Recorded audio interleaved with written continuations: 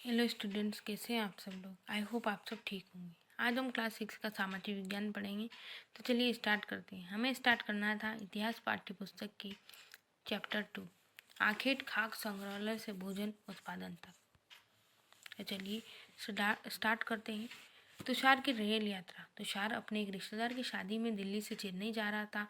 Rail में उसे खिड़की वाली सीट मिल गई, जहाँ से वह बाहर का नज़ारा देखने में मग्न हो गया। तेज दौड़ती गाड़ी से उसने देखा कि पेड़ पौधे, घर, खेत खलियान बड़ी तेजी से पीछे की ओर छुटले चले जा रहे थे।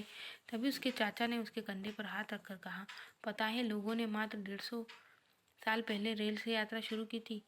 बस तो इसके बाद कुछ दशक बाद आई।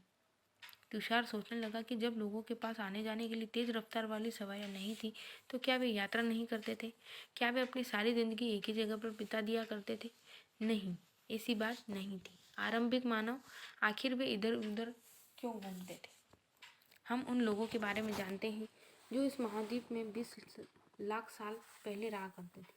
आज हम उन्हें आखिर तक खाद्य संग्रहालय के नाम से जानते हैं। भोजन का इंतजाम करने की विधि के आधार पर उन्हें इस नाम से पुकारा जाता है। आमतौर पर खाने के लिए वे जंगली जानवरों का शिकार करते थे, मछलियाँ और चिड़िया पकड़ते थे, फल मूल, दाने, पौधे, पत्तियाँ, अंडे इकट्ठा किया करते थे। आखिर तक खाद्य संग्रहालय समुदाय के लोग एक जगह से दूसरी जगह पर घूमते थे। ऐसा करने के कई कारण थे। पहला कारण यह कि अगर वे एक ही जगह ज़्यादा दिनों तक रहे तो आसपास के क्षेत्रों, फलों तथा जानवरों को खाकर समाप्त कर देते थे, इसलिए और भोजन की तलाश में इन्हें दूसरी जगह पर जाना पड़ता था। दूसरा कारण यह कि जानवर और उनके शिकार के लिए या फिर हिरण और मवेशी अपना चारा ढूंढने के लिए एक जगह से दूसरी जगह जाया करते थे, इसलिए इन जानवरों का शिकार करने वाले लोग भी इनके पीछे पीछे जाया करते होंगे।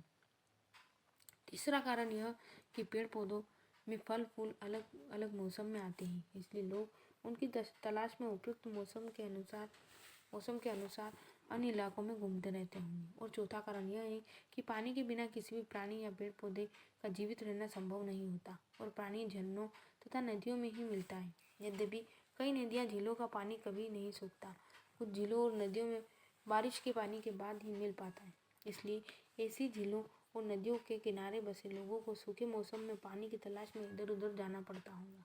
आरंभिक मानव में के बारे में जानकारी कैसे मिली? पुरातत्वविदों को कुछ ऐसी वस्तुएं मिली है जिनका निर्माण और उपयोग आगे तक खाद्य संग्रह किया करते थे। यह संभव है कि लोगों ने अपने काम के लिए पत्थरों, लकड़ियों और हड्डियों को औजार बनाए हों। इनमें से पत्थरों के औजार आज भी बचे हैं। इनमें से कुछ औजारों का उपयोग फल फूल काटने, हड्डियाँ और मांस काटने तथा पेड़ों की छाल तथा जानवरों की खाल उतारने के लिए किया जाता था। उस समय के साथ हड्डियों तथा लकड़ियों के मुट्ठे लगाकर भाले और बाण जैसे हथियार बनाए जाते थे। कुछ औजारों से लकड़ियाँ काटी जाती थी। लकड़ियों का उपयोग ईंधन के साथ साथ झोपड़ियाँ और औजार बनाने के लिए भी किया जाता था। रहने की जगह निर्धारित करना। मानचित्र 2 को देखो। लाल त्रिकोण वाले स्थान पर वे पुरातत्व स्थल है जहाँ पर आखिर तक खाद्य संग्राहकों के होने के प्रमाण मिले हैं। इनके अलावा और भी कुछ कई स्थान हैं जहाँ पर आखिर तक खाद्य संग्राहक रहते थे। मानचित्र में सिर्फ कुछ गिने चुने स्थान चिन्हित किए गए हैं। कई पुरा स्थल नदियों और झीलों के किनारे पाए गए हैं। चूँकि पत्थर के उपकरण बहुत महत्वपूर्ण थे, इसलिए लोग ऐसी जगह ढूंढते रहते थे जहाँ अच्छे पत्थर मिल सके। शैल चित्रकला, इनमें हमें क्या पता चलता है? जिन गुफाओं में लोग रहते थे उनमें कुछ दीवारों पर चित्र मिले हैं। इनमें कुछ सुंदर उदाहरण मध्य प्रदेश और दक्षिण के उत्तरी क्षेत्र की गुफाओं से मिले हैं। इनमें जंगली जानवरों का बड़ी कुशलता से सजीव चित्रण किया गया है। आग की खोज। मानचित्र 2 में कुरुनल गुफा में ढूंढो। यहाँ राख के अवशेष मिले हैं। इसका मतलब यह है कि आरंभिक लोग आग जलाना सीख गए थे। आग का इस्तेमाल कई कार्यों के लिए किया गया होगा, जैसे कि प्रकाश के लिए, मांस भूनने के लिए, खतरनाक जानवरों को दूर भगाने के लिए आदि। आज हम आग का उपयोग किस लिए करते हैं? नाम और तिथियाँ। हम जिस काल के बारे में पढ़ रहे हैं, पुरातत्वविद ने उनके बड़े बड़े नाम रखे हैं। आरंभिक काल को वे पूरा पाषाण काल कहते हैं। यह शब्द दो पुरा यानी प्राचीन और पाषाण यानी पत्थर से बना है। यह नाम पुरातन स्थल से प्राप्त पत्थरों के औजार को महत्व बताता है। पूरा पाषाण काल 20 लाख साल पहले से 12,000 साल पहले के दौरान माना जाता है। इस काल को भी 3 विभागों में विभाजित किया गया है: आरंभिक, मध्य एवं उत्तर पूर्व पाषाण युग। मानव इतिहास की लगभग 99% कहानी इसी काल के दौरान घटी हुई है, जिस काल में हमें पर्यावरणीय बदलाव मिलते हैं, जिसे मेसोलिथिक यानी मध्य पाषाण युग कहते हैं। इसका समय लगभग 12,000 साल पहले से लेकर 10,000 साल पहले तक का माना गया है।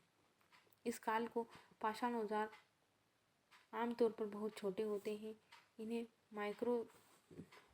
माइक्रोलिथ यानी लघु पाषाण कहा जाता है। प्रायः इन औजारों और हड्डियों में लकड़ियों के मुट्ठे लगे हंसिया और आरी जैसे औजार मिलते थे। साथ साथ पूरा पाषाण युग वाले औजार भी इस दौरान बनाए जाते हैं। अगले युग की शुरुआत लगभग 10,000 साल पहले से होती है। इसे नवपाषाण युग कहा जाता है। यह नवपाषाण का क्या मतलब होता होगा? इनमें कुछ स्थानों के नाम दिए गए हैं। अगले अध्याय में तुम्हें ऐसे नाम मिलेंगे।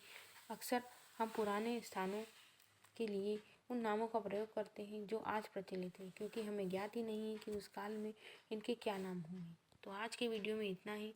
इसके आगे हम नेक्स्ट वीडियो में कवर करेंगे। तब तक के लिए good bye and take care.